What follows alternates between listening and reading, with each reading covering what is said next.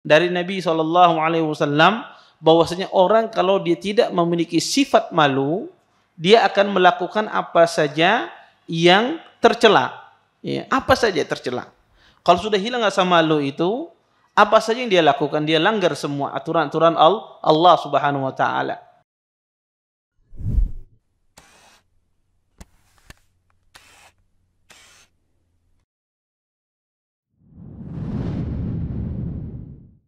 Asyhadu an la ilaha illallah wahdahu la syarika lah wa asyhadu anna Muhammadan abduhu wa rasuluh. Fa in asdaqal hadits kitabullah wa khairul hadi Muhammadin sallallahu alaihi wasallam wa syarrul umuri muhdatsatuha wa kullu muhdatsatin fid din bid'ah wa kullu bid'atin dhalalah wa kullu dhalalatin fin nar. Amma ba'd. Bapak-bapak, ibu-ibu, ikhwan dan akhwat yang dimuliakan oleh Allah Subhanahu wa taala.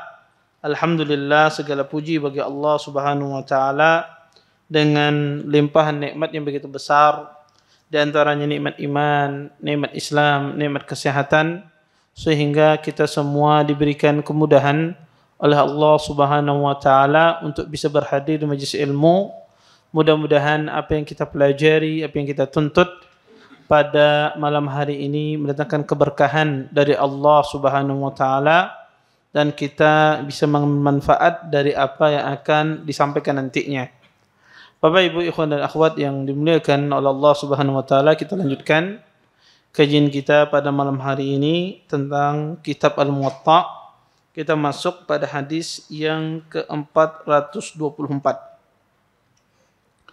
Berkata Imam Malik, an Abdul Karim ibn Abil Mukharik Al-Basri radhiyallahu ta'ala Al-Basri annahu qala min kalamin nubuwah idza lam tastahi fa'al ma syi'ta wa wad'ul yadaini ihdahuma 'ala al-ukhra fi shalah. Dari Abdul Karim ibn Abil Mukharik, beliau berkata, sesungguhnya dari perkataan Nabi SAW, jika engkau tidak malu, maka lakukan sekehendakmu dan meletakkan tangan di atas yang lainnya di dalam salat. Bapak, Ibu, ikhwan dan akhwat yang dimuliakan oleh Allah Subhanahu wa taala, di sini Imam Malik rahimahullah taala membawakan bab fi wad'il yadaini ihdahuma 'alal ukhra fi shalah.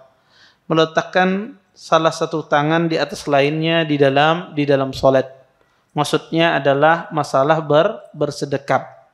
Beliau mengatakan tentang masalah bersedekap. Di sini beliau membawakan beberapa dalil tentang masalah ini. Pertama datang dari Abdul Karim ibn Abil Mukharik. Abdul Karim ibn Abil Mukharik ini bukan sahabat, bukan tabi'in, tapi generasi setelah tabi'in, atba'ut tabi'in. Maka beliau ini pertama, ini bukan hadis Nabi SAW, tapi ini perkataan dari Abdul Karim Nabil Mukharik. Kemudian Abdul Karim Nabil Mukharik ini ada seorang rawi yang lemah, yang lemah, ya. Sehingga para ulama rahimahullahu taala melemahkan hadisnya. Dan sebetulnya hadis ini, kalau kita lihat di jalur yang lain ada ya hadis yang sahih, ya, hadis yang sahih, yaitu hadis Abdullah ibnu Mas'ud, Uqbah ibni Amr al-Ansari al-Badri. Beliau mengatakan, ya, Nabi SAW pernah bersabda, inna mimma adrakan nas min kalamin nubuwatil ula idza lam tastahi fasna ma syi'ta. Sesungguhnya yang didapatkan manusia dari perkataan Nabi adalah jika engkau tidak malu, maka lakukanlah sekehendakmu. Hadis ini sahih, dikeluarkan oleh Imam Bukhari. Adapun yang disebutkan oleh Imam Malik ini riwayatnya lemah, ya. Riwayatnya lemah kenapa? Karena di dalam sanadnya ada Abdul Karim ibn Abil Mukharik. Adapun sisi maknanya benar. Sisi makna hadis ini adalah maknanya benar. Apa makna dari hadis ini? Perkataan Nabi SAW, inna mimma adrakan nas min kalamin nubuwatil ula, bahwasanya maksudnya adalah perkataan yang sering, ya, perkataan yang diambil dari para nabi-nabi, ya, perkataan yang diambil dari Nabi sallallahu alaihi wasallam, maka adalah sering para nabi itu menyebutkan ini. Idza lam tastahi fasna ma syi'ta. Jika engkau tidak malu, lakukan sekehendakmu. Bapak Ibu ikhwan dan akhwat yang dimuliakan oleh Allah Subhanahu wa taala, perkataan idza lam tastahi fasna ma syi'ta apa artinya? Jika engkau tidak malu, lakukan sekehendakmu. Apa artinya? Para ulama rahimahullah taala menafsirkan, ya, makna dari hadis ini banyak penafsiran. Penafsiran yang pertama, kata para ulama, ini, ya, bukan perintah. Artinya ikam kalau kada malu lakukan aja, ya, sekehendak ikam. Ya, bukan itu maksudnya, kata para ulama rahimahullah taala, bukan memerintahkan apa yang ingin kita lakukan. Tetapi kata para ulama rahimahullah taala, ini adalah perintah, ya, dalam rangka mencela. Dalam rangka mencela perbuatan tersebut, ya. Artinya dalam rangka mengancam perbuatan tersebut. Seperti kita, Encak, kalau ada anak kita nakal luar biasa, Encak kita memakai apa gitu, ya, mengulai apa, kadang-kadang kan Encak kita kalau marah sama anak kita itu apa yang kita lakukan? Gawi lagi coba. Ya, bahasa gawi lagi. Maksudnya bukan inya mengerjakan lagi, disuruh tidak, tapi mengancam. Sama seperti ini dalam bahasa Arab. Jika engkau tidak malu, kata Nabi, lakukan apa sekehendakmu. Bukan artinya bebas mengerjakan, tapi kalau kamu tidak malu, lakukan sekehendakmu. Ini ancaman. Ini makna pertama dari makna hadis ini. Makna yang kedua, ya, dari makna hadis ini, para ulama rahimahullahu taala mengatakan bahwasanya seseorang, ya, jika dia tidak memiliki sifat malu, maka dia akan mengerjakan apa-apa yang sesuatu yang mungkar di masyarakat. Dan seseorang kalau dia memiliki sifat malu, maka sifat malu itu mencegahnya dari hal-hal yang jelek. Maka kata para ulama rahimallahu taala, makna kedua dari hadis ini adalah bentuknya khabar, bukan perintah, ya, bukan ancaman, tapi bentuknya ada pemberitaan dari Nabi SAW bahwasanya orang kalau dia tidak memiliki sifat malu, dia akan melakukan apa saja yang tercela, ya, apa saja tercela. Kalau sudah hilang rasa malu itu, apa saja yang dia lakukan, dia langgar semua aturan-aturan Allah Subhanahu wa taala. Adapun orang yang memiliki sifat malu, dia akan menjaga dirinya dari hal-hal yang, ya, dimurkai oleh Allah Subhanahu wa taala. Ini makna dari makna penafsiran hadis idza lam tastahi faf'al ma syi'ta. Kemudian, ya, ini sama seperti hadis Nabi sallallahu alaihi wasallam, man kadzaba alayya muta'ammidan falyatabawwa maq'adahu minan nar. Kata Nabi, barang siapa yang berdusta atasku, maka siapkan tempatnya di neraka. Ini bentuk apa? Berita. Orang yang berdusta, yang menisbatkan kepada Nabi terhadap apa yang tidak beliau ucapkan, maka kata Rasulullah, siapkan tempatnya di neraka. Kemudian, Bapak Ibu ikhwan dan akhwat yang dimuliakan oleh Allah Subhanahu wa taala, kata para ulama, ya, malu ini merupakan cabang dari keimanan. Nabi SAW mengatakan al-imanu bid'un wa sab'una syu'bah. A'laha kalimat la ilaha illallah wa adnaha imatatul a'da anit tariq wal haya'u syu'batun minal iman. Kata Nabi SAW, iman itu lebih dari 70 cabang keimanan. Paling tinggi dari cabang keimanan adalah kalimat la ilaha illallah. Dan paling rendah adalah menjauhkan duri di jalan. Dan malu merupakan bagian dari keimanan. Maka kata para ulama rahimahullahu ta'ala, orang yang mempunyai malu memiliki keutamaan yang luar biasa. Pertama, itu tanda orang itu memiliki iman. Kemudian yang kedua, ya, dia memiliki keutamaan yang luar biasa. Karena ini adalah amal hati. Amalan hati. Dan sifat malu itu mendatangkan pahala dari Allah Subhanahu wa taala. Karena itu adalah sesuatu yang dicintai oleh Allah Subhanahu wa taala. Makanya Nabi SAW, al-haya la ya'ti illa bi khair. Sesungguhnya malu itu tidak datang kecuali pada kebaikan. Dan Nabi SAW memuji wanita-wanita Ansar Kenapa? Karena wanita-wanita Ansar ini, ya di antara keistimewaan mereka, kata Nabi sallallahu alaihi wasallam, ni'man nisa nisaul ansar, lam yakun ayyamna'ahanna al-haya ay tafaqqahna fid din. Kata Nabi sallam, sebagus-bagus wanita adalah wanita Ansar. Ya, mereka tidak terhalangi untuk belajar agama dari sifat malu. Artinya tidak ada yang menghalangi mereka untuk belajar agama dari sifat malu. Artinya sifat malu itu tidak menghalangi mereka untuk mengajar agama. Menunjukkan bahwasanya sifat malu itu baik kalau pada tempatnya. Oleh karena itu para ulama rahimahullahu taala mengatakan bahwasanya malu itu ada dua. Ada malu itu yang membawa kepada kebaikan, ada malu itu yang sifatnya tercela. Malu yang membawa kepada kebaikan itu semuanya dipuji di dalam Islam. Tetapi ada malu yang salah. Malu yang salah itu apa? Banyak. Malu yang bukan pada tempatnya dan ini tercela. Orang memiliki sifat ini.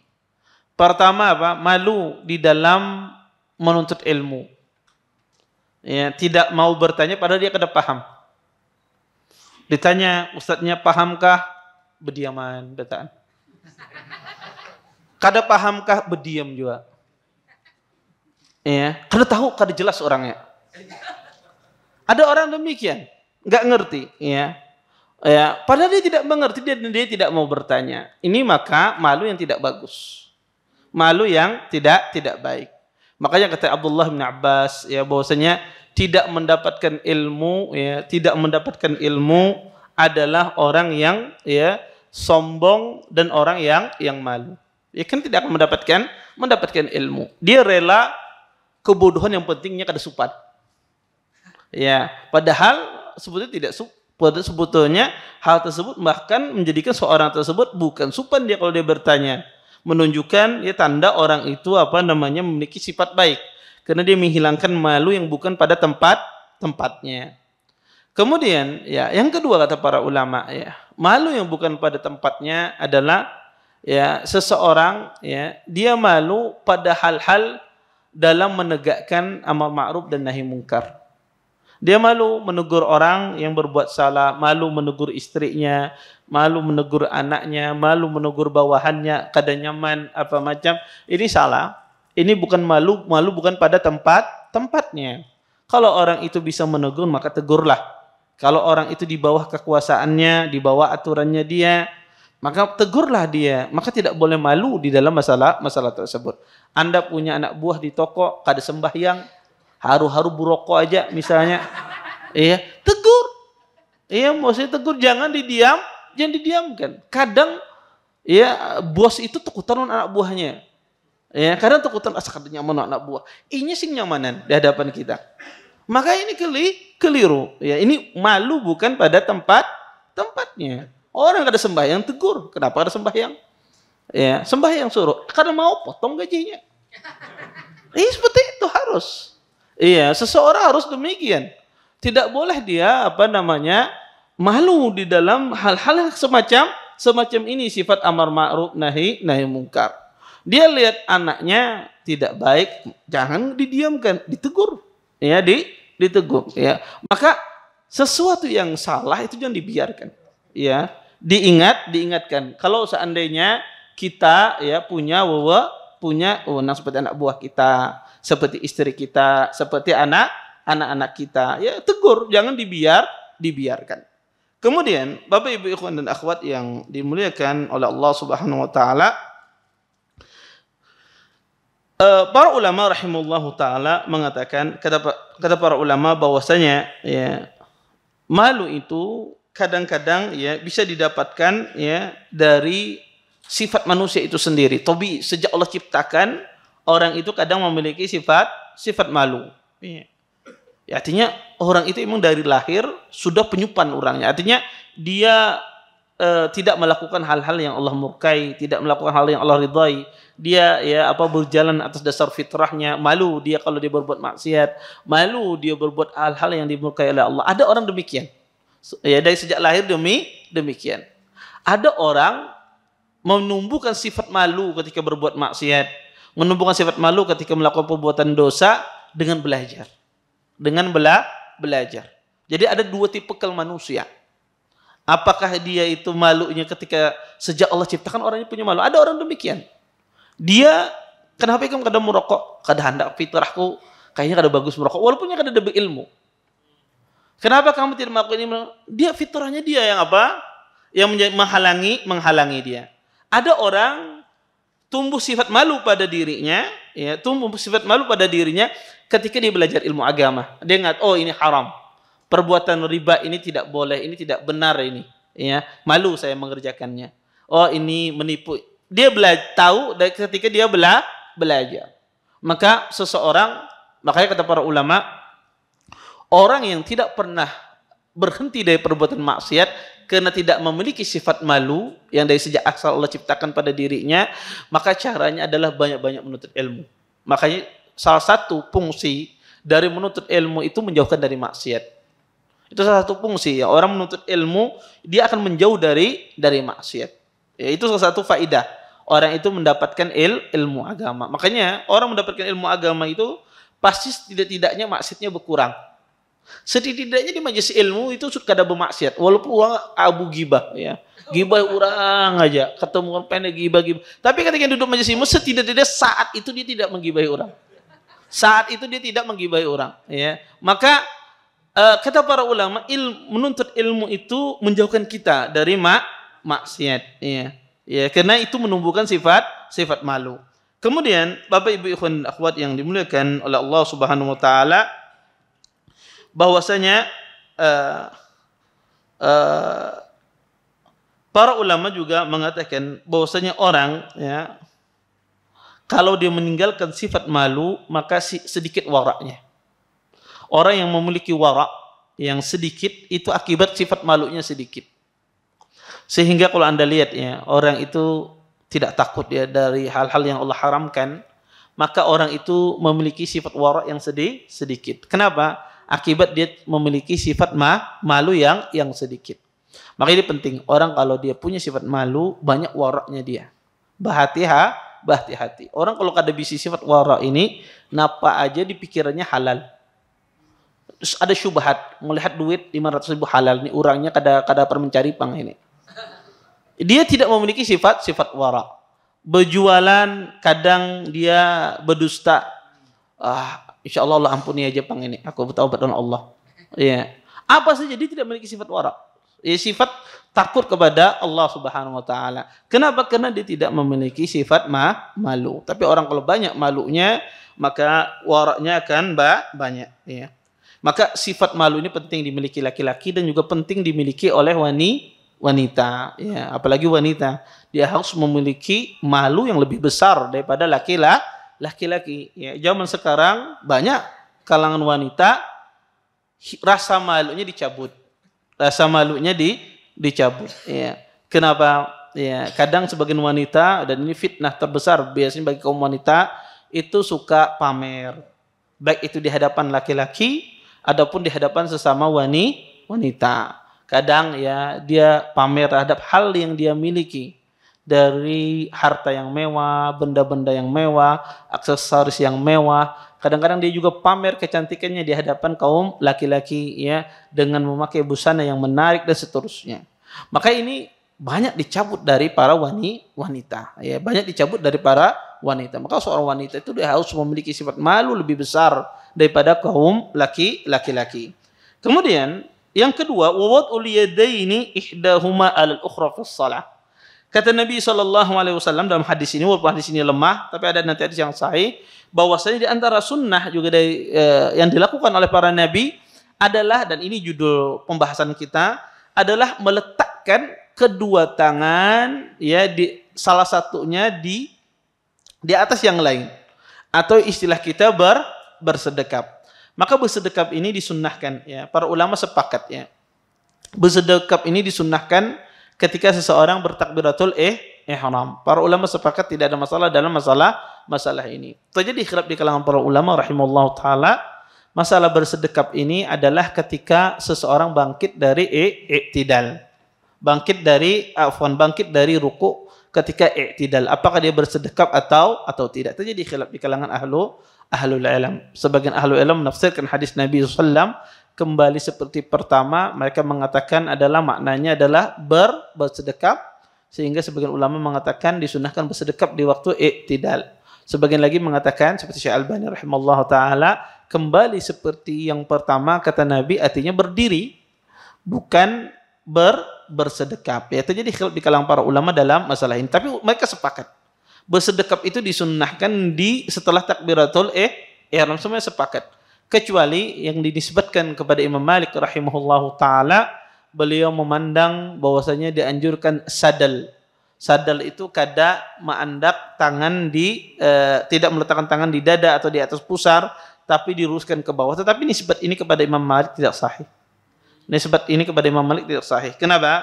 Karena nanti akan ada perkataan Imam Malik sendiri yang mengatakan bahwasanya seseorang itu meletakkan tangannya kanannya di atas tangan kirinya, dan ini merupakan sunnah, ya, jangan ditinggalkan.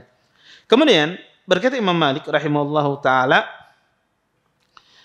kata beliau, yadha'ul yumna 'ala al-yusra wa ta'jilul fitr wal istina'u fi sahur. Kata Imam Malik rahimahullahu taala, meletakkan tangan kanan di atas tangan kiri dan menyegerakan berbuka dan mengakhirkan sahur. Kata Imam Malik, dan juga bagian, maksudnya adalah bagian dari kalamin nubuwah, ya, perkataan yang diambil dari Nabi SAW adalah meletakkan tangan kanan di atas tangan kiri. Nah, ini bukti bahwasanya Imam Malik rahimahullahu taala melihat adanya sedekap di dalam salat. Kemudian kata beliau, ta'jilul fitr, menyegerakan berbuka. Ya, menyegerakan berbuka juga sunnah para anbiya. Maka disunnahkan kita menyegerakan berbuka. Artinya kalau sudah masuk waktu berbuka, maka cepat-cepat berbuka, jangan diakhirkan, ya. Maka seorang muslim, ya, kalau dia sudah tahu waktu berbuka, ya sudah, jangan ragu-ragu lagi. Karena ada sebagian kita itu salah dalam menyikapi berbuka. Ya, sebagian kita itu kadang kalau kada azan dulu muadzin kada maunya berbuka. Ya. Padahal jamnya sudah tahu waktu berbuka jam 6:30. Muadzinnya kada sing adzan-adzanan kada maunya berbuka. 6:35 muadzinnya kada sing adzan kada maunya, belum lagi.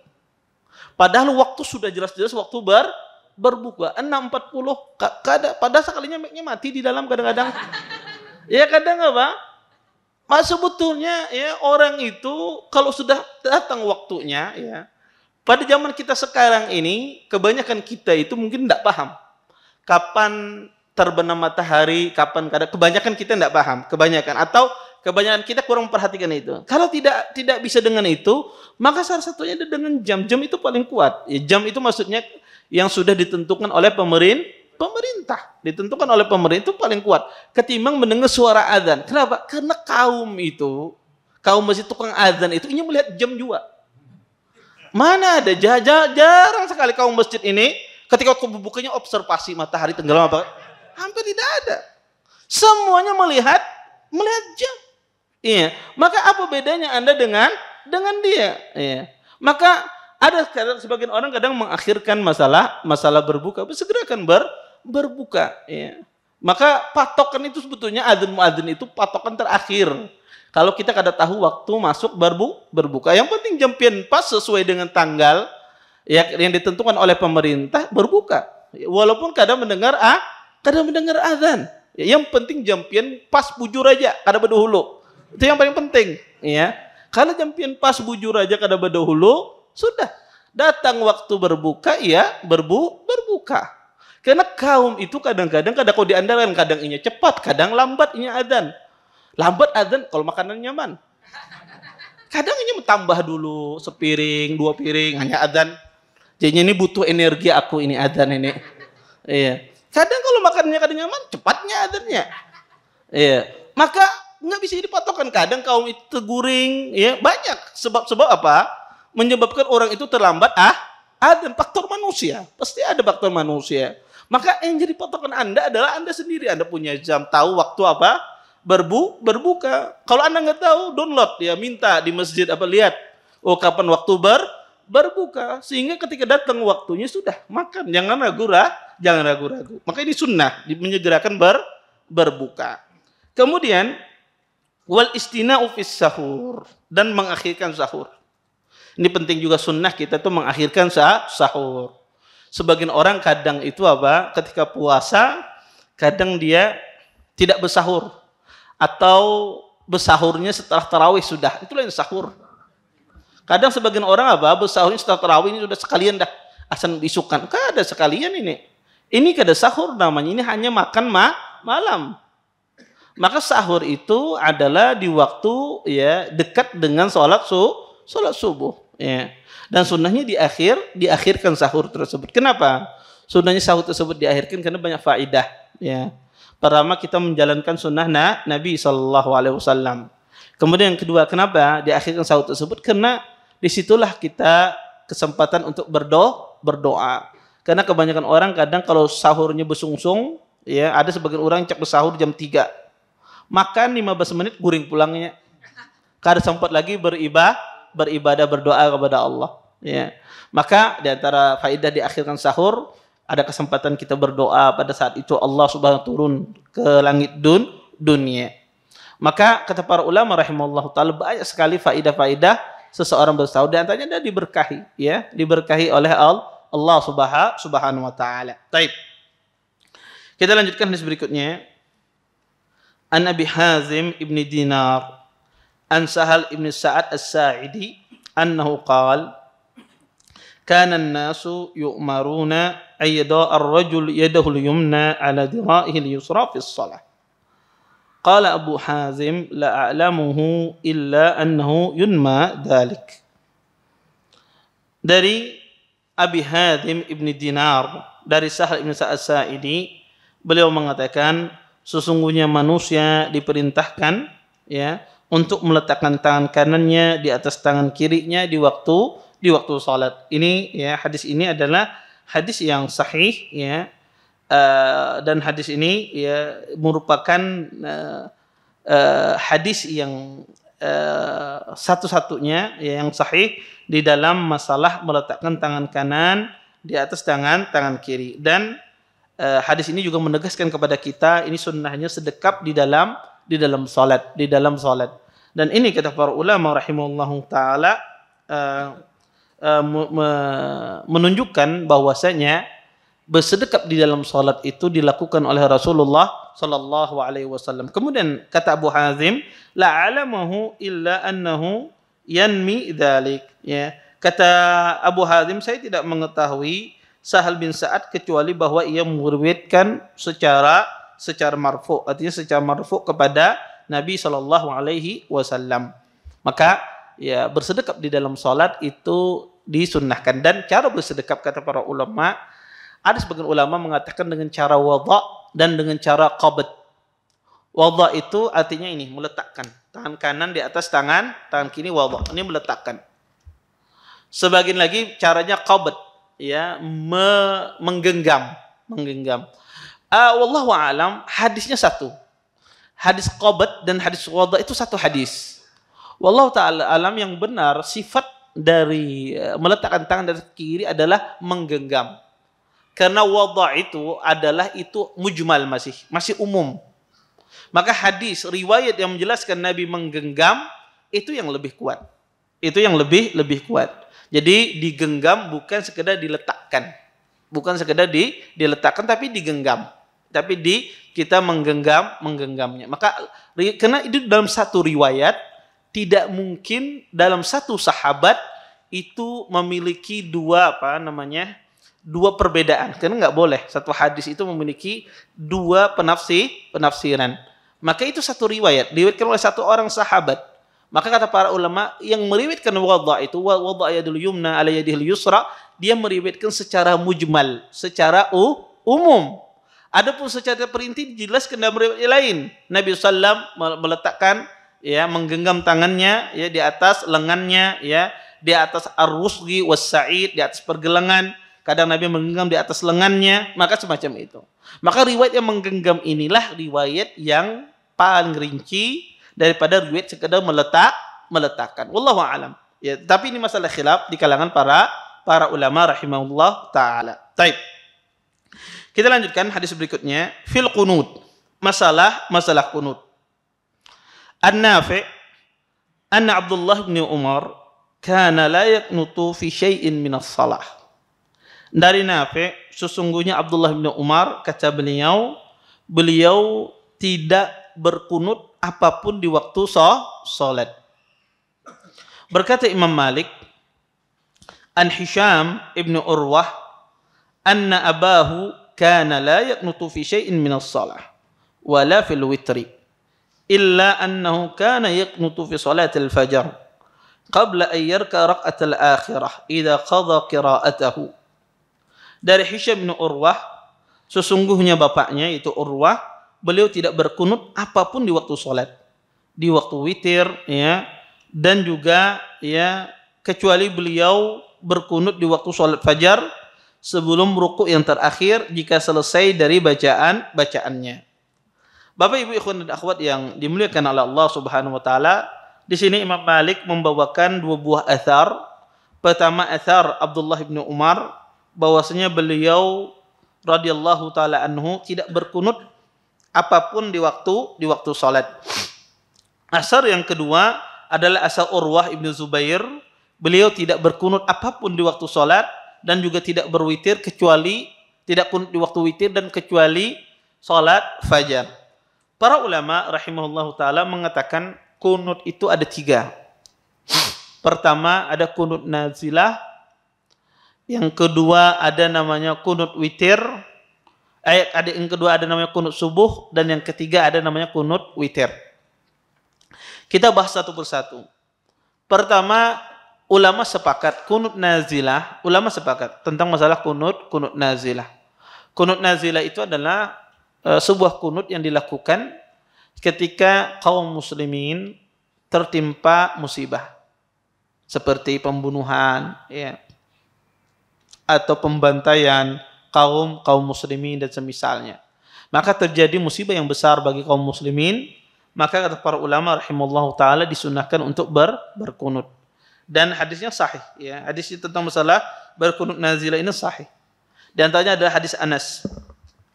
Kata Anas, anna Nabiyya sallallahu alaihi wasallam qanata syahran yal'anu ri'lan wa dhaqwan wa usayyah asawallaha wa rasulah.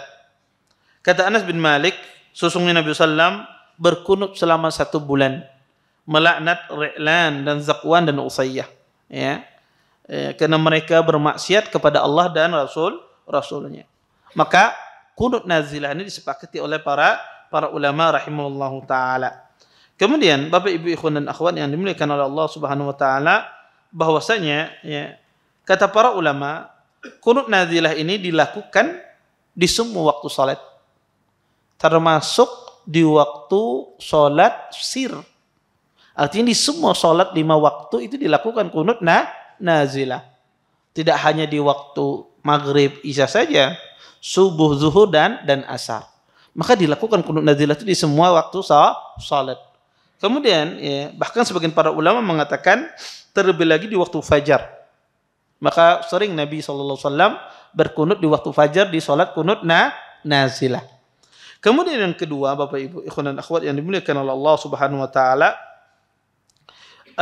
para ulama mengatakan bahwasanya kunut itu pada asalnya singkat. Secara umum orang berdoa kunut apa saja itu singkat, kada panjang. Jadi karena itulah Nabi SAW kalau beliau berdoa kunut, ya, beliau melakukan sangat singkat. Makanya Anas pernah ditanya, hal qanata Rasulullah sallallahu alaihi wasallam fi salati subhi? Harus ditanya, apakah Nabi berkunut di kunut nazilah di waktu salat subuh? Qala na'am, ba'da ruku'i yasiran. Kata Anas, iya, Nabi berdoa di kunut habis subuh, maksudnya kunut nazilah. Setelah subuh, kata Anas, bangkit dari ruku' yasiran, sebentar. Ini menunjukkan bahwa doa kunut itu secara umum itu sebentar, kada lawas. Bukan sampai orang menggatar-gatar, kada. Jadi doa kunut itu pada asalnya ringkas. Makanya dan itu ciri khas doa Nabi. Nabi SAW beliau kalau berdoa singkat, padat. Ya. Maka kata para ulama kunut itu disunnahkan pendek. Ya. Kemudian Bapak Ibu ikhwan dan akhwat yang dimuliakan oleh Allah Subhanahu wa taala, dan kunut nazilah itu tidak diharuskan musibahnya di negeri kita. Bisa jadi kunut nazilah itu musibahnya di negeri orang. Kemudian kita berkunut mendoakan kaum muslimin. Ya. Maka ini musibah besar, pembantaian dan seterusnya. Kemudian Bapak Ibu ikhwan dan akhwat yang dimuliakan oleh Allah Subhanahu wa taala, dan boleh kita mendoakan secara khusus orang-orang yang terzalimi. Secara khusus kita sebutkan namanya. Allah manji fulanan wa fulanan, misalnya Allah selamatkan fulan dan fulan. Sebagaimana Nabi SAW pernah berdoa, Allahumma anji Ayyas ibni Abi Rabi'ah, Allahumma anji Walid ibn al-Walid, Allahumma anji Salama ibn Hisham, Allahumma anji al-mustad'afina minal mu'minin. Nabi SAW pernah beliau berkunut, kata Nabi, ya Allah selamatkan Ayyas ibn Abi Rabi'ah. Ya Allah, kata Nabi, selamatkan Walid ibn al-Walid. Kata Nabi, ya Allah selamatkan Salamah ibn Hisham. Ya Allah selamatkan orang-orang lemah dari kalangan kaum mukminin. Dan para ulama pun juga menjelaskan, ulama khilaf, ya. Kalau melaknat siapa Ustaz? Kita laknat orang-orang kafir, menyebut namanya.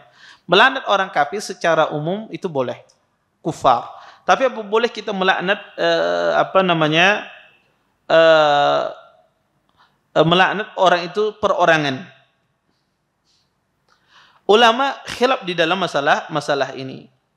Sebagian ahlul ilm mengatakan boleh, ya. Sebagian para ulama mengatakan boleh, ya. Dan ini pendapat Imam Ahmad. Sebagian lagi mengatakan tidak boleh, dan ini pendapat juga jumhur ulama. Kenapa? Karena kita tidak tahu ketika dia mati bisa jadi dia masuk Islam, ya. Makanya Allah katakan dalam Al-Qur'an, innal ladzina kafaru wa matu wa hum kuffar ulaika alaihim la'natullah wal malaikatu wan nasi ajmain. Kata Allah, sesungguhnya orang kafir jika mereka mati mereka adalah orang kafir, dan bagi mereka adalah laknat Allah, karena bisa jadi mereka mati dalam keadaan beriman. Makanya kata para ulama tidak boleh dilaknat secara menyebutkan orangnya di waktu hidup. Kemudian kata para ulama, dalam kunut nazilah ini disunnahkan dijaharkan ketika kita berkunut. Baik itu di sholat sir juga dijaharkan. Jadi di sholat zuhur, di sholat asar, maka imam ketika berkunut dia keraskan. Dia keraskan. Dan juga berkunut ini mengangkat tangan tentunya, mengangkat tangan. Ya, disunnahkan demikian. Kemudian Bapak Ibu ikhwan dan akhwat yang dimuliakan oleh Allah Subhanahu wa taala, para ulama rahimahullahu taala, ya, apakah kunut nazilah ini perlu izin imam? Orang ketika berkunut nazilah perlu izin imam apa tidak? Pendapat yang paling benar dalam masalah ini adalah tidak perlu izin imam. Ya, kenapa? Karena asalnya izin imam ini izin waliul amr. Harus ada perintah waliul amr kah atau tidak? Maka kata para ulama, asalnya kunut nazilah ini tidak perlu izin waliul amr. Kenapa? Karena kata mereka dia ibadah, ya, merupakan ibadah setiap orang yang mengerjakannya, ya. Maka asalnya ibadah itu tidak memerlukan izin dari waliul amr, dari seorang pemimpin, ya. Maka ketika seorang mensyaratkan harus ada izin, dia harus mendatangkan dalil tentang kunut nazilah ini harus ada izin dari waliul amr. Sedangkan dalil dalam masalah ini tidak ada, ya, semacam itu. Oleh karenanya wallahu a'lam tidak perlu izin seorang waliul amr. Kalau kita melihat ada musibah yang menimpa kaum muslimin, ya, boleh seorang imam itu berkunut ketika dia salat kunut nazilah. Ini kunut nazilah. Kemudian yang kedua, ya, ini kunut nazilah disepakati oleh para ulama. Yang kedua adalah kunut subuh. Kunut subuh bukan kena nazilah, bukan witir. Disebut dengan kunut subuh. Ini juga ulama khilaf dalam masalah kunut subuh ini. Singkatnya, sebagian ulama ada yang membolehkan berkunut subuh itu karena berdasarkan hadis Anas dari jalur Abi Ja'far Ar-Razi, Isa ibn Mahan an Abi Ja'far Ar-Razi, dari jalurnya dia dari hadis Anas, kana Nabiyyu sallallahu alaihi wasallam yaqnutu fil fajri hatta faraqat dunya. Nabi SAW berkunut di waktu fajar sampai beliau berpisah, yaitu meninggal. Hadis ini terjadi khilaf di kalangan para ulama rahimahullah taala tentang kesahihannya. Kalau ditelusuri, ditinjau dari sisi sanad, menurut ulama hadis pun khilaf. Wallahu a'lam, dari sisi sanad hadis ini hadis yang lemah. Kenapa lemah? Ada dua sebab kelemahan hadis ini. Pertama, di dalam sanadnya ada Abu Ja'far Ar-Razi. Abu Ja'far Ar-Razi ini dia sendirian meriwayatkan hadis ini. Kenapa? Karena ashabu Anas, murid-murid Anas, ketika meriwayatkan hadis ini tidak menyebutkan kunut subuh kecuali Abu Ja'far Ar-Razi. Ini yang pertama. Sehingga hadis beliau dihukumi hadis yang syad, yang menyelisih rawi-rawi yang lain. Kemudian yang kedua, dia sendirian meriwayatkan hadis ini tafarrud. Sudah syad dan tafarrud sendirian, tidak ada orang yang bersama dia meriwayatkan hadis ini, dan hafalannya tidak bagus-bagus banget. Ya, dia jelek hafalannya. Oleh karena itu para ulama rahimahullah taala menilai hadisnya Abu Ja'far Razi ini hadisnya lemah. Berdasarkan itu mereka menganggap tidak ada kunut subuh karena hadisnya lemah, kata mereka. Maka wallahu alam, kalau ditanya saya pribadi, saya condong pada yang melemahkan hadis ini. Kemudian yang ketiga adalah kunut witir. Kunut witir. Dan ini juga masalah khilaf di kalangan para ulama. Yang tidak khilaf itu cuma kunut nazilah. Adapun kunut witir ini juga masalah khilaf di kalangan para ulama. Setidak-tidaknya ada beberapa pendapat dalam masalah ini. Pendapat pertama mengatakan bahwasanya kunut witir itu hukumnya makruh. Dan ini pendapatnya Imam Malik rahimahullahu taala. Kenapa? Karena beliau melihat tidak ada dalil yang sahih tentang masalah kunut witir. Tidak ada dalil yang sahih dalam masalah kunut witir. Dan ini juga pendapatnya sebagian para ulama hadis. Di antaranya adalah pendapatnya Ibnu Khuzaimah. Ya, Imam Ahlul Hadis, kata Ibnu Khuzaimah, "Walastu akhfad khabaran sabitan anin Nabi sallallahu alaihi wasallam fil qunuti fil witr." Kata beliau, saya tidak mengetahui, tidak hafal satu hadis yang sahih dari Nabi tentang masalah kunut witir. Hal yang serupa juga dinisbatkan kepada Imam Ahmad. Kata beliau, "La yasih fihi syai'un anin Nabi sallallahu alaihi wasallam, walakin Umar kana yaknut." Kata Imam Ahmad, tidak ada yang sahih dari Nabi SAW, beliau berkunut di waktu witir. Tetapi kata Imam Ahmad, Umar itu berkunut, Umar bin Khattab. Hal yang serupa juga dinisbatkan kepada Yahya bin Sa'id Al-Qattan dan yang lainnya. Mereka mengatakan bahwa tidak ada kunut di waktu witir. Jadi pendapat sebagian ulama hadis dan ulama madhab, di antaranya Imam Malik. Pendapat yang kedua adalah pendapat sebagian para ulama, seperti pendapatnya Zuhri dan juga diriwayatkan pendapat Ali bin Abi Thalib, Ubay bin Ka'ab, bahwasanya kunut di witir itu di separuh akhir Ramadan saja. Artinya ada kunut di witir itu cuma 15 hari terakhir di bulan Ramadan. Di salat-salat biasa tidak ada kunut. Salat malam biasa tidak ada kunut. Pendapat yang ketiga, mereka mengatakan bahwasanya kunut itu hanya ada di bulan Ramadan, seluruhnya di bulan Ramadan, tapi tidak ada di bulan lainnya. Jadi kunut witir itu hanya ada di bulan Ramadan, tidak ada di bulan lainnya. Kemudian yang keempat, dan ini pendapat sebagian ulama madhab seperti madhab Syafi'i, Abi Hanifah dan yang lainnya, mereka mengatakan kunut witir itu ada setiap malam. Setiap kita sholat malam itu ada kunut witir. Ini pendapat sebagian para ulama. Dalil-dalil mereka ini apa? Sebetulnya dalilnya adalah ada 3 dalil yang paling kuat dalam masalah ini. Pertama, hadis Anas. Yang kedua, hadis Ubay bin Ka'ab. Yang ketiga adalah hadis Hasan ibni Ali. Hadis Hasan ibni Ali, hadis yang lemah. Yang mengatakan allamani Rasulullah SAW kalimat aquluhunna fil witr. Kata Hasan ibni Ali, Nabi mengajari aku kalimat saya katakan di waktu witir. Ini hadis yang lemah. Hadis Anas bin Malik yang menjelaskan tentang kunut witir juga hadis yang lemah. Hadis Ubay bin Ka'ab juga hadis yang lemah penyebutan witir. Yang benar hadis tersebut hanya mensifati salat malam, tidak ada penyebutan witir. Ya, tidak ada penyebutan witir. Saya pernah mentakrid hadis Ubay bin Ka'ab ini. Saya takrid ada di disertasi doktoral saya. Yang rajih tidak ada penyebutan kunut witir. Ya, itu hadis sangat panjang. Hadis yang paling panjang saya takhrij. Ya, di dalam masalah karena jalurnya begitu banyak. Maka tidak ada penyebutan. Jadi di hadis Anas itu tidak sahih. Hadis Ubay bin Ka'ab tidak sahih. Hadis Hasan ibn Ali juga tidak sahih. Ini 3 hadis yang paling penting dalam masalah kunut witir. Kemudian ada perbuatan sahabat. Ada athar sahabah. Ada athar sahabat dinisbatkan kepada Umar, kepada Abdullah bin Umar, dan kepada sahabat yang lain.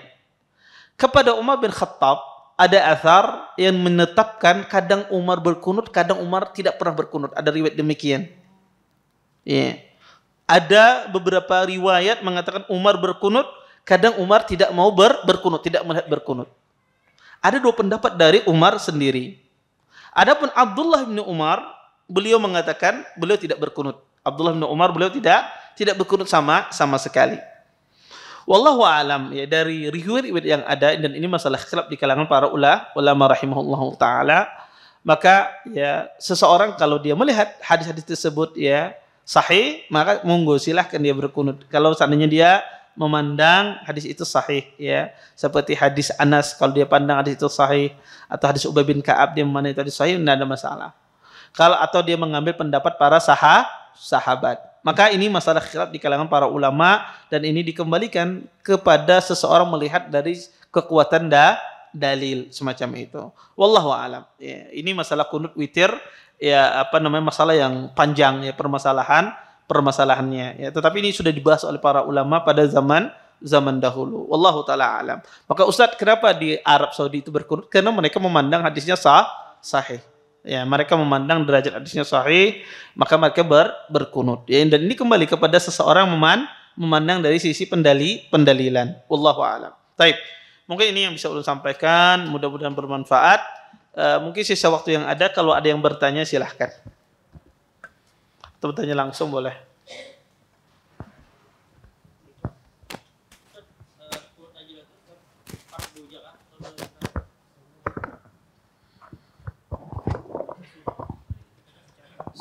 Tapi sholat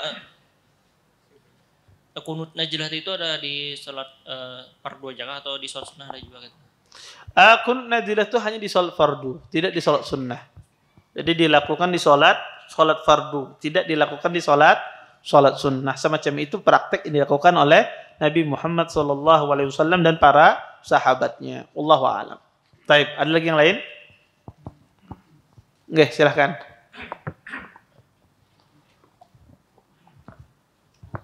Assalamualaikum Ustaz. Waalaikumsalam. Langsung saja Ustaz. Yang kunut nazilah tadi itu biasanya dimulai dari subuh, tetapi apabila dimulai dari subuh, ulama mengatakan bahwa akan harus diteruskan zuhur, asar, maghrib, isya, benarkah begitu? Iya. Baik. Jazakumullah khairan atas pertanyaannya. Sebetulnya tidak diharuskan, tapi afdalnya demikian. Dilakukan zuhur, asar, maghrib, isya. Demikian, afdalnya demikian. Tapi apa itu suatu keharusan? Tidak. Karena aslan dia adalah sesuatu yang sunnah. Sesuatu yang sunnah dilakukan. Tapi afdalnya demikian.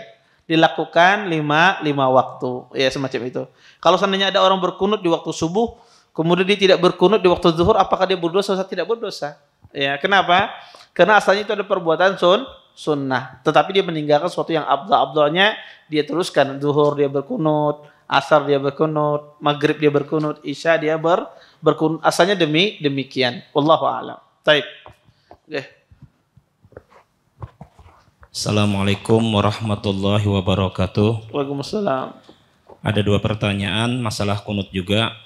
Ketika ulun sholat subuh di masjid yang berkunut, apakah ulun mengikuti berkunut sama imam?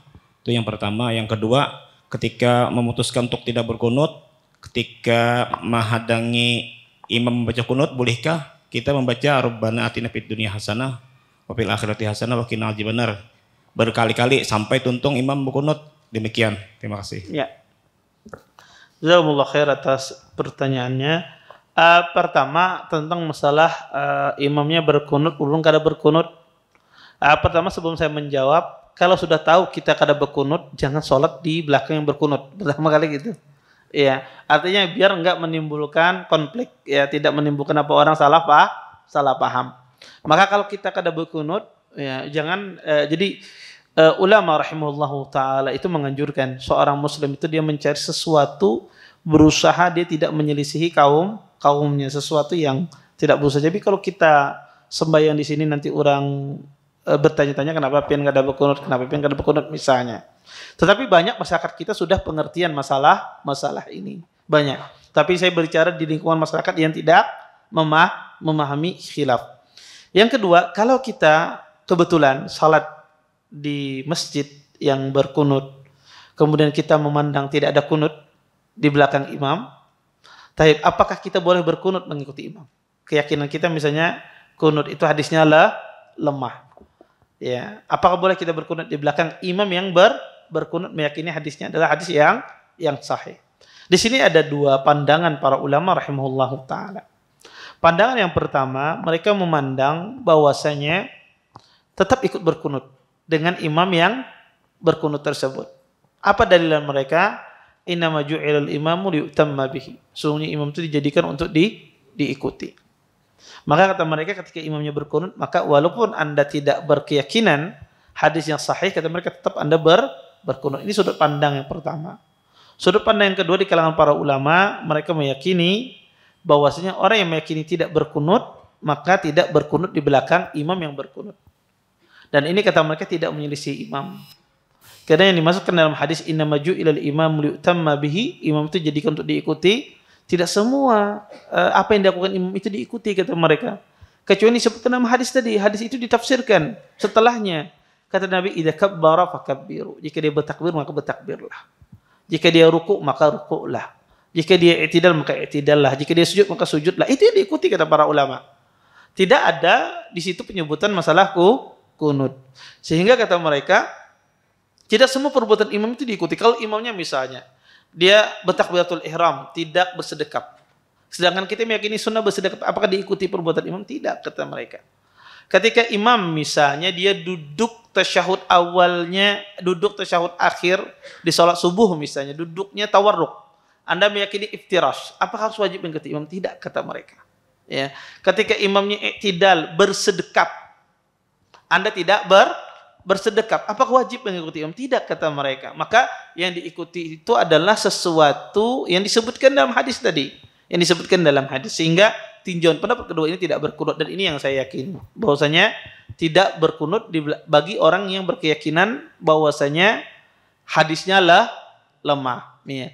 Terus apa yang dilakukan Ustaz di waktu sela-sela diam tadi? Dan ini menjawab pertanyaan yang kedua tadi. Apakah boleh dia membaca Rabbana atina fid dunya hasanah atau membaca-baca yang lain? Pertama, boleh dia berzikir. Boleh dia berzikir. Ya, karena di dalam salat itu tidak ada yang nganggur. Salat itu isinya semuanya zikir kepada Allah atau bacaan Quran. Boleh dia berzikir. Boleh dia membaca Rabbana walakal hamd. Boleh dia membaca, Ustaz ulun hendak berdoa di waktu itidal, bolehlah. Karena apa? Seseorang diperbolehkan demikian, ya, membaca sesuatu. Yang penting bacaan dari zikir. Bacaan dari zikir. Semacam itu. Wallahu a'lam. Taib. Ustaz, bagaimana hukum menemukan barang atau uang di jalan? Apakah boleh langsung disedekahkan? Dilihat dulu duitnya. Kalau duitnya 1 juta bisa jadi orangnya hamuk pengen sedekahkan. Ya, kalau ya terdapat di jalan 1 juta ya pengen sedekahkan. Bisa jadi hamuk. Dilihat duitnya.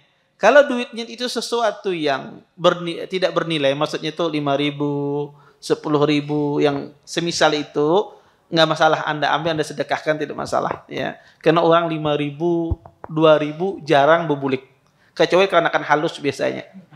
Ya, itu berbulik mencari duit. Tapi kalau orang tua biasanya sudah 2.000 ada harapannya berbulik.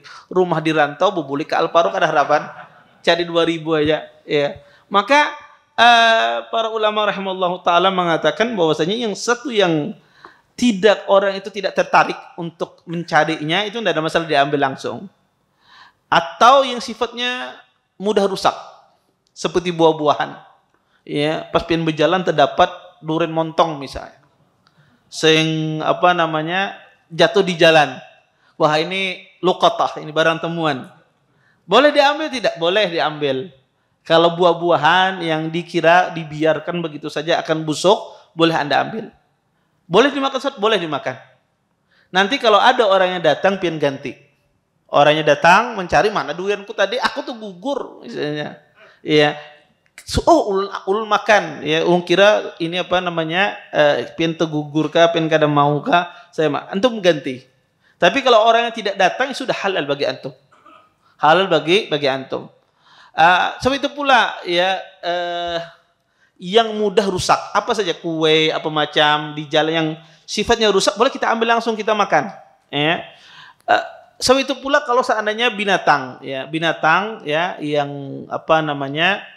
tersesat ya itu boleh diambil disembelih boleh ya, tapi kalau orang yang datang harus diganti kecuali kayak onta dan semisalnya itu tidak boleh diambil kalau dia tersesat.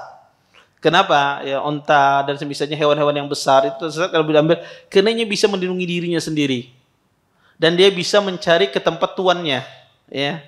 Maka tidak perlu dia diambil, nggak boleh.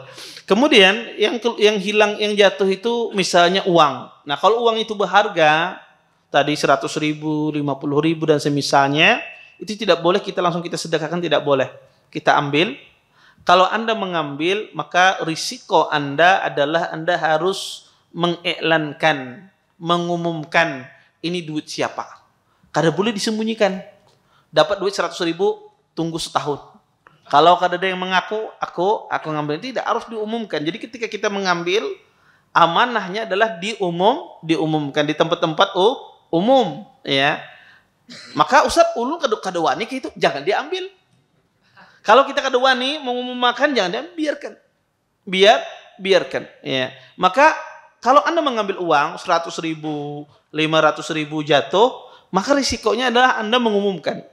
Jangan diambil, kasihkan Ustaz, ulun dapat nih, tolonglah ya. Ulun dapat, tolonglah pian anukan disampaikan. Kasihan Ustadznya antum berikan tanggung jawab. Ya. Maka kalau kita kada tahu, kita kada tahu, kita biarkan saja. Kalau kita kada wani bertanggung jawab, ya. Jadi ini penting. Kalau kita kada tahu, kada wani bertanggung jawab, biarkan saja. Ya. Atau di masjid, kalau masjid ini ada tempat khusus misalnya sundukul amanah ya, tempat menaruh barang kehilangan apa macam, bagus. Taruh di masjid Qismul Mafqudat, tempat kehilangan ya, ditaruh di sana. Jadi orang kalau hilang ke sana langsung nggak apa-apa. Itu bagus lagi. Tapi kalau nggak ada, ya kita bertanggung jawab untuk mengumumkan barang yang tercecer tersebut. Itu kalau barangnya berharga. Kalau nggak berharga, boleh langsung diambil, boleh langsung disedekahkan. Baik, assalamualaikum Ustaz. Semoga Allah selalu memberikan hidayah dan istiqamah kepada kami. Mau bertanya Ustaz, untuk hadis doa atau keluar rumah yaitu bismillah tawakkaltu 'alallah dan seterusnya, apakah hadis ini sahih Ustaz dan bisa diamalkan? Ya, hadis ini ya terdapat emang ada kelemahan di dalam sanadnya. Bismillah tawakkaltu 'alallah la haula wala quwwata illa billah.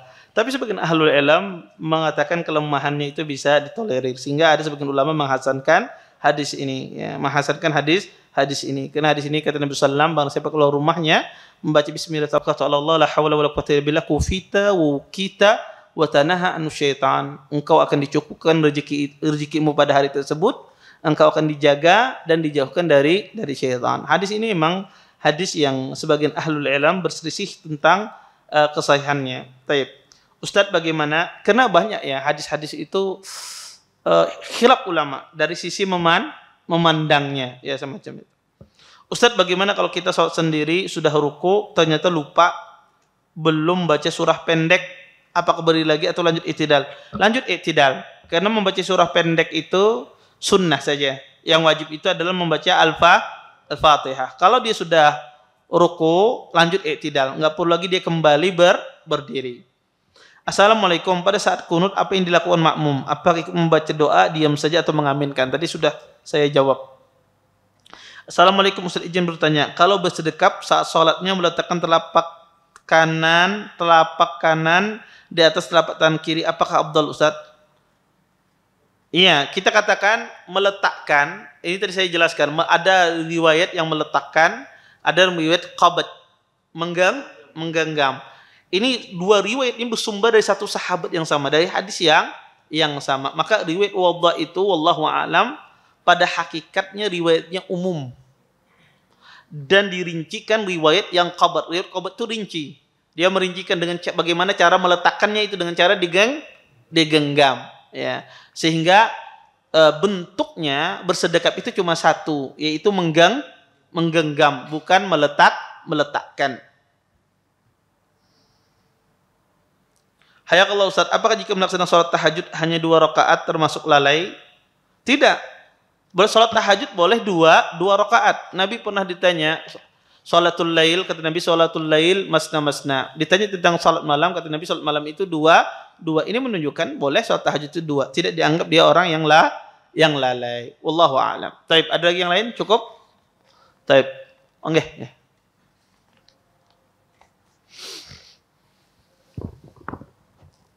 Kalau Ustaz mau nanya terkait dengan keawaman, kekurangan ilmu Ustaz. Jadi misal kita pengen ngambil pendapat, itu bagaimana sikap kita sebagai orang yang awam ini Ustaz?